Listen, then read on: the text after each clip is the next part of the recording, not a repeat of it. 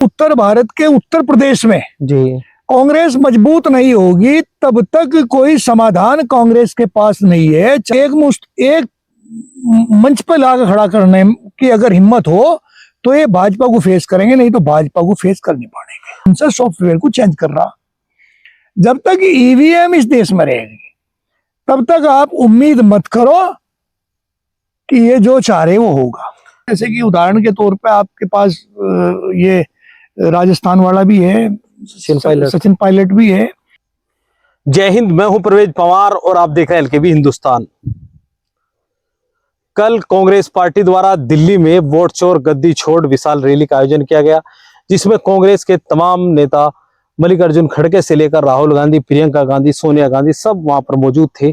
तो इस महारैली के आयोजन के बाद किस तरह का संदेश कांग्रेस आमजन में देना चाहती है, उसको लेकर जानकारी हासिल करेंगे। ठाकुर उग्र सिंह चौहान जी हमारे साथ मौजूद है। सबसे पहले तो आपका स्वागत है ठाकुर साहब।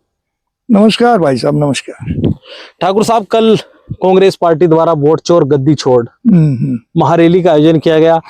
बिहार के चुनावी नतीजों के बाद ये कोई ऐसी पहली महारैली थी कांग्रेस, बहुत बड़ी रैली थी, बहुत बड़ी रैली थी। आप जानती हैं बिहार चुनाव जब चल रहा था तो ये पूरा ट्रेंड में चला वोट चोर गद्दी छोड़, लेकिन बिहार के जो नतीजे हैं वो बिल्कुल इसके विपरीत आए। तो इस महारैली के माध्यम से क्या मानते हैं आप, क्या संदेश को? इससे देखिए, मेरा जो मानना है ना, इस प्रकार की रैलियां, महारैली और महासभा महारैली कर लें तो भी कोई फर्क पड़ने वाला है नहीं। और ये नारे जो लगा रहे हैं, इन नारों से ही ना भाजपा से निजात मिल पाएगी इन लोगों को। हर आदमी समझ गया क्या कांग्रेस है और क्या राहुल गांधी है। हालांकि राहुल गांधी बड़ा ब्रिलियंट आदमी है, बहुत पढ़ा लिखा आदमी है, बहुत समझदार आदमी है, लेकिन उसकी छवि ऐसी बना दी मीडिया के माध्यम से कि उसे पप्पू घोषित करके और उन लोगों में वो पप्पू ही लाके खड़ा कर दिया।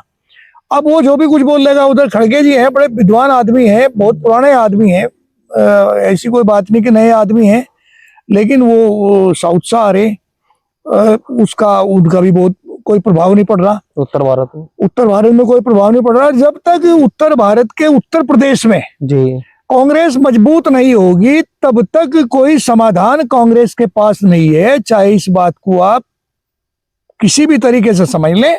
ये मेरा आत्मबल और मेरा आत्मविश्वास के साथ मैं इस बात को कह रहा हूं कि इन्हें पूरा फोकस, आज के दिन जो पूरा फोकस लगाना चाहिए, इन नारों की बजाय सारी पार्टियों को एक मंच पर लाकर खड़ा करने की अगर हिम्मत हो तो ये भाजपा को फेस करेंगे, नहीं तो भाजपा को फेस कर नहीं पाएंगे। आपने कहा कि उत्तर प्रदेश पर फोकस करना होगा। उत्तर प्रदेश में तो समाजवादी पार्टी मुख्य सहयोगी है कांग्रेस पार्टी की, और उत्तर प्रदेश में बीते लोकसभा चुनाव में बेहतर प्रदर्शन भी किया, लेकिन बिहार और कई कर्नाटका, इन राज्यों में कहीं ना कहीं निराशा आने लगी। भाई देखिए प्रवेश भाई, इसमें दिक्कत क्या है उस बात को आप समझने की कोशिश करें। आप मीडिया वाले हैं, इस बात को समझे जरा सी कि एक खेल है, बहुत दिनों से ये चला हुआ आ रहा, सॉफ्टवेयर और इंजन इसका, डिवाइस का। जी, सॉफ्टवेयर जिस आदमी ने बनाया उसी आदमी ने उसकी डिवाइस भी बनाई। अब सॉफ्टवेयर का मेरा मतलब हो गया कि एलईडी, आपका टीवी या आपका ईवीएम या आपका जो भी हो, तो एक सॉफ्टवेयर है, लेकिन उसे बदलने के लिए, उसे चेंज करने के लिए एक डिवाइस भी बनवाई। अब डिवाइस जो है वो किसी के हाथ में है। जब किसी के हाथ में है तो वो चलेगी उसके माइंड से, उसके मस्तिष्क से। उसके मस्तिष्क में जो भी कुछ आ रहा वही वो अपने डिवाइस के माध्यम से सॉफ्टवेयर को चेंज कर रहा। जब तक ईवीएम इस देश में रहेगी तब तक आप उम्मीद मत करो कि ये जो चाह रहे वो होगा। यानी वोट चोर गद्दी छोड़, यानी वोट की जो चोरी का आरोप कांग्रेस या विपक्षी दल लगाते हैं वो कहीं ना कहीं ईवीएम से ये कोई इतना बड़ा मामला नहीं है वोट चोर का। थोड़ी बहुत वोटों की कहीं चोरी हुई होंगी तो वो चोरी भी ये नहीं कही जा सकती। चोरी तो ये वो जो ये कह रहे हैं, जैसा मान लिया मेरा ही वोट है और मेरा वोट कहीं दूसरी जगह भी हो गया, यानी चलो मैं तो आदमी हूं, पर कोई एक लड़की है, अब फर्ज करो किसी एक लड़की का, वो कंवारी लड़की थी, 18 साल की लड़की होगी और उसका वोट उसके बाप के घर भी है, मैंने अपने पीयर में भी उसका वोट है, और कुछ दिनों के बाद में उसकी शादी होगी, शादी में भी जहाँ वो गई वहां भी उसका वोट बन गया, तो उसके दो जगह वोट है। ऐसी 3 जगह भी वोट हो रही थी लोगों की। तो ये तो चोरी का मामला थोड़ा ही है कि वोट चोर। इसमें तो ये नारा है, नेगेटिव गढ़ा जाए खाम खा की ये बात है। इन्हें एक मंच पे आना पड़ेगा, एक अपना नेता बनाना पड़ेगा सारे विपक्ष की पार्टियों को, और सबसे पहले इन्हें आवाज उठानी पड़ेगी, ईवीएम से चुनाव ना हो, बैलेट पेपर से चुनाव करवाया जाए, तब तो कोई भला होगा।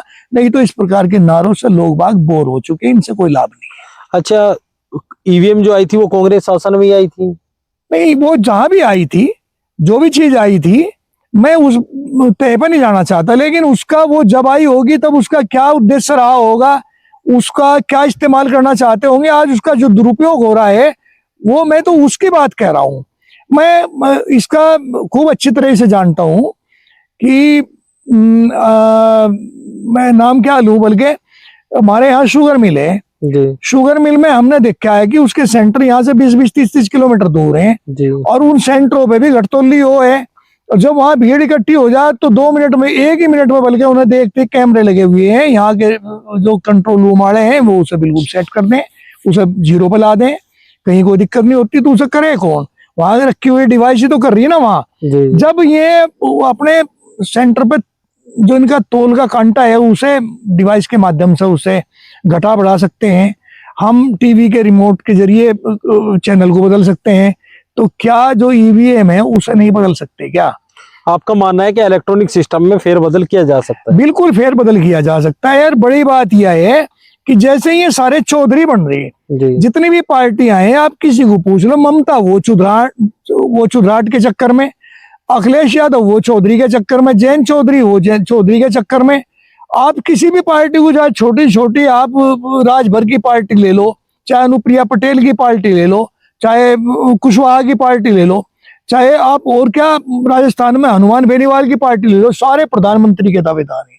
जब तक ये सारी पार्टियां एक मंच पर नहीं आवेंगी, अगर इमरजेंसी के दौर में के बाद में ऐसा एक बदलाव आया था, जब जनता दल बना था तब सारी पार्टियां एक मंच पर आ गई थी। जेपी आंदोलन में जयप्रकाश के नेतृत्व में सारी पार्टियां एक मंच पर आई थी, और तब जाके इन्होंने कांग्रेस को हराया था।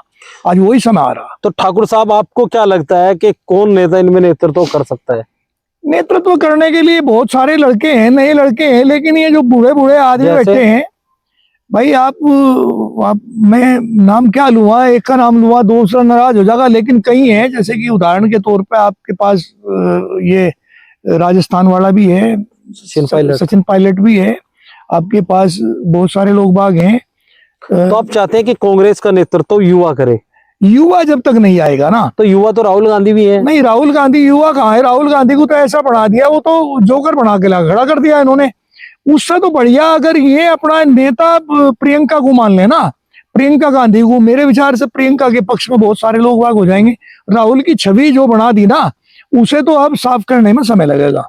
उसे कांग्रेस ही सत्ता में आवेगी, और कांग्रेस ही फिर राहुल को नए कलेवर में ला खड़ा करे, तब जाके काम चलेगा। नहीं, उससे तो ज्यादा जो है मत आज के दिन प्रियंका गांधी के साथ में है। तो आपका मानना है कि कांग्रेस की कमान सचिन पायलट जैसे युवा को? मैं सचिन पायलट का एक ऐसा नाम ले दिया, नहीं तो उसके अलावा भी बहुत सारे लोग भागे हैं। नई पीढ़ी को लावे, आप खड़गे साहब को ले आए, भाई उससे क्या भला होगा? मानते हैं बहुत बढ़िया आदमी है, लेकिन उन्हें त्याग करना पड़ेगा। राहुल गांधी परिवार को, ये नेहरू परिवार को, जो इंदिरा गांधी वाला परिवार है, राहुल गांधी वाला परिवार है, सोनिया वाला परिवार है, इस परिवार को त्याग करना पड़ेगा। किसी को प्रधानमंत्री का दावेदार दूसरे आदमी को बनाएगा, अपने आप बैक में रहे भाई। उन दिनों भी देखिए, इनकी गलतियां तो बहुत सारी हैं। अगर ये उन दिनों, हालांकि बहुत बढ़िया आदमी थे मनमोहन सिंह को ना लाके किसी बहुत बढ़िया आदमी को औरों के लिए आते हैं, जो पॉलिटिशियन था। मनमोहन सिंह पॉलिटिशियन नहीं थे, वो तो ब्यूरोक्रेसी थी, वो तो अर्थशास्त्री थे बहुत बड़े, एक दार्शनिक थे। ऑनेस्ट लोगों में उनकी गिनती हो है, बढ़िया आदमी थे, लेकिन बोलना तो कभी है ही नहीं आजीवन। 10 साल में वो आदमी बोल रहा ही नहीं।